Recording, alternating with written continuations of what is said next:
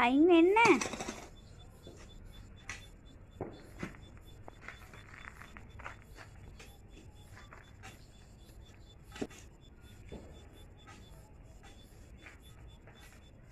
අයින් වෙන්න පිංකි.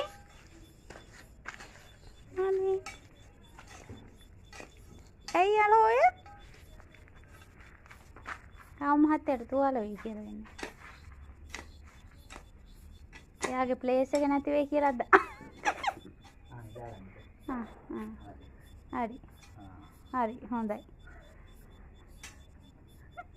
ඔය මොනා කරන්නේ? ඔය මොනා කරන්නේ?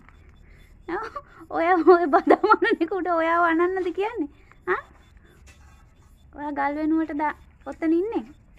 දැන් ඔය ගල් දාන්න වගේ කුඩටද?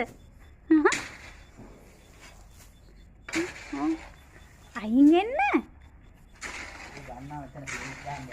ඔව් ඔව්. එයාගේ ප්ලේස් එකනේ නැති වෙන්නේ. අයින් වෙන්න පිංකියෝ.